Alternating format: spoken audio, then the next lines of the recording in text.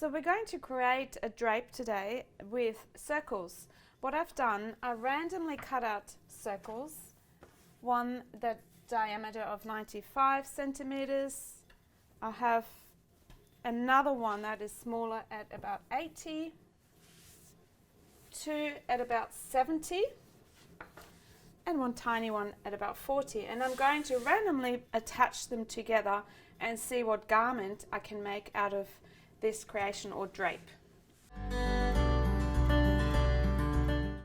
I'm going to take the big circle. You can take any of the circles, it doesn't really matter.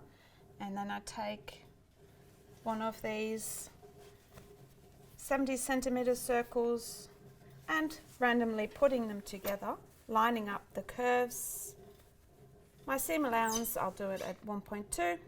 So I'm consistent, and then I know when I stitch this and I take this apart later on that it's always the same. I start sewing somewhere, keep going.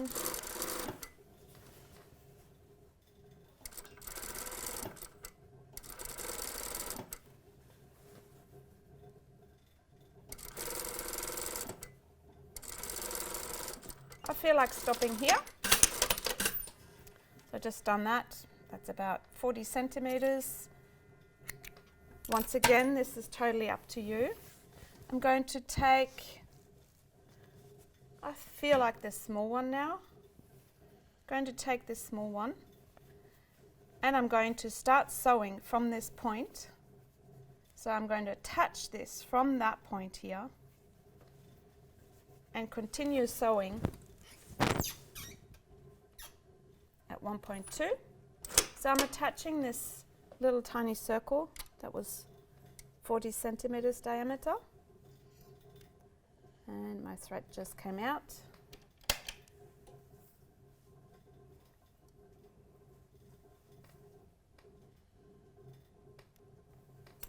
Need to cut the thread. Can't see without the light. It's a little bit dangerous to thread the machine when the light is on. That means the machine is on.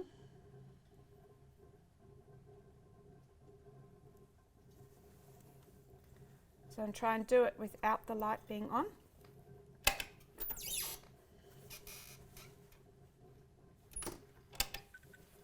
And we now continue sewing from that pin at 1.2.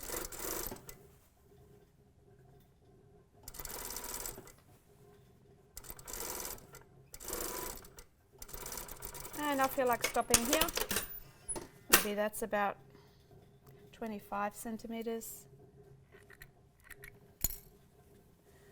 I can close this corner off if I wanted to. You can, or insert another piece. I'm going to match these corners up. So it is a bit like corner seam where you have to go from point to point.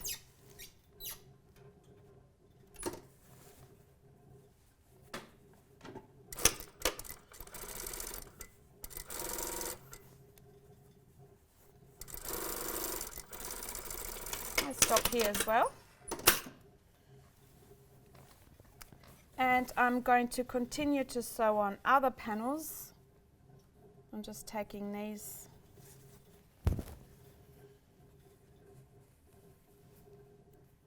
and you're starting from this point here. It's important when you cut out the circles that you remember what diameter you've had, the size of your circle. So when you like this kind of technique, that you can always go back and you can mark which circle is the larger one, which is the smaller one. It helps you later on with your patterns and realizing this into a garment.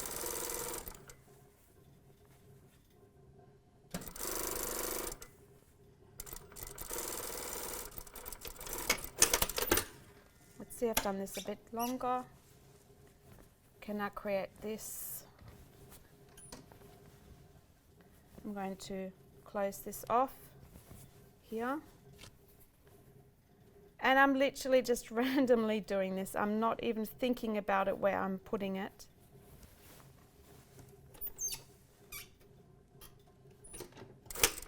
Always make sure that these match up. 1.2 seam allowance. You can pin it as well.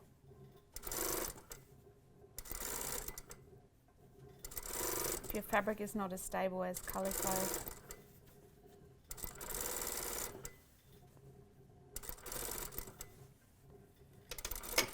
Stopping here.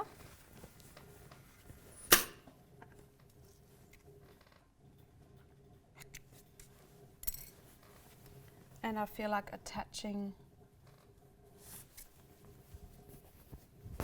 this onto here.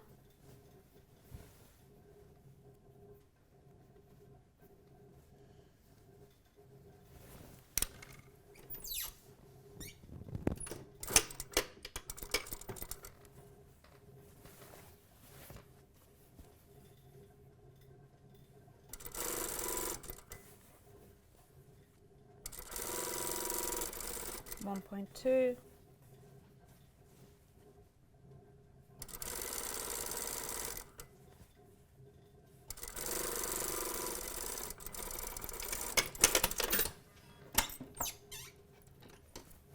Let's see if I have to close anywhere.